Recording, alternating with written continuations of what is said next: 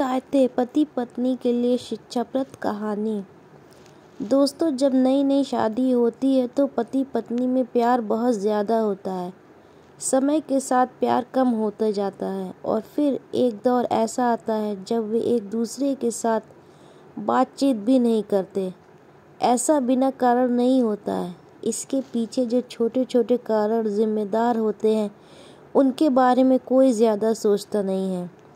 आज की कहानी आपको इन सब कारणों से अवगत कराएगी और सोचने पर मजबूर कर देगी। इसलिए इस कहानी को पूरी ज़रूर पढ़िएगा और चैनल को सब्सक्राइब और वीडियो को लाइक करिएगा।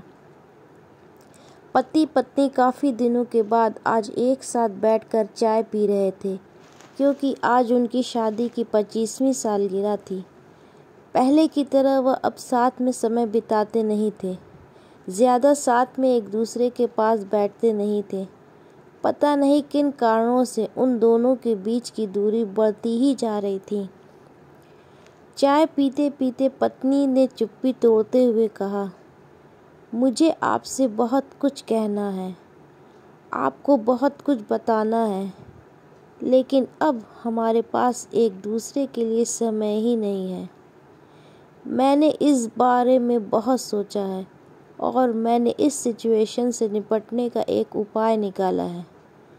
अगर आप राज़ी हो तो बताती हूँ। पति ने सिर हिलाकर हामी भरी।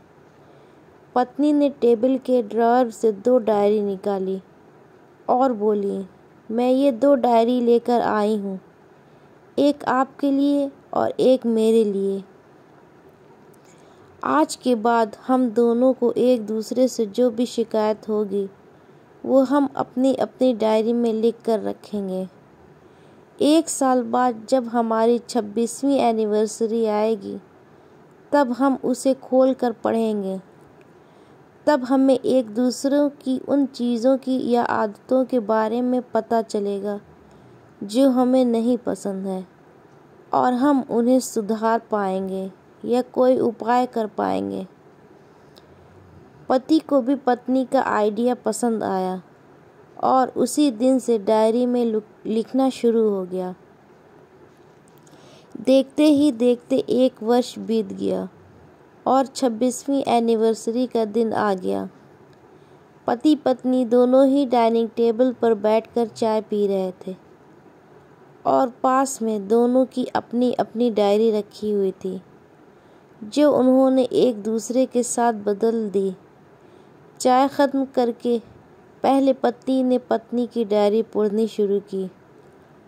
उस डायरी में काफ़ी सारी शिकायतें थीं, जैसे कि आज होटल में ले जाने के लिए वादा किया था लेकिन फिर भी नहीं लेकर गए। आज मेरे मायके से मेहमान आए थे, उनके साथ पति ने अच्छे से बात नहीं की।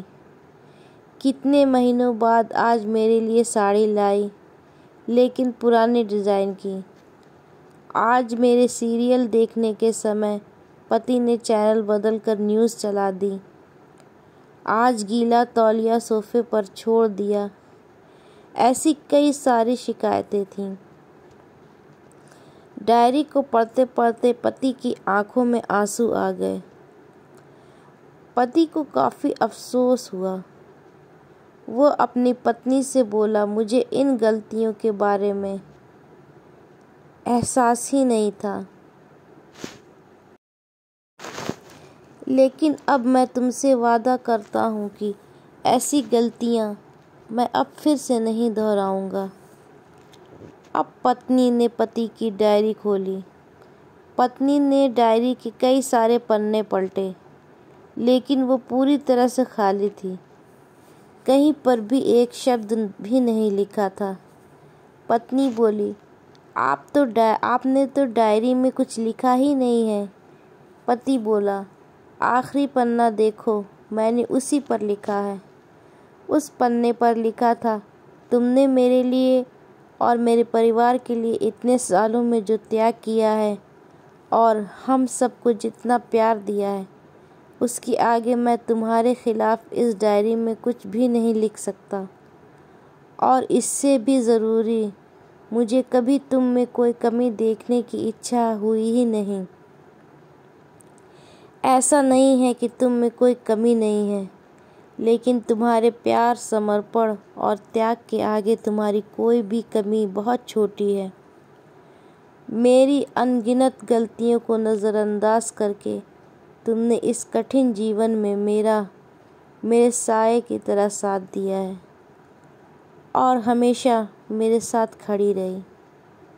तुम ही बताओ, कोई भी अपने ही साए में दोष निकाले तो निकाले कैसे। अब पत्नी की आंखें नम थीं।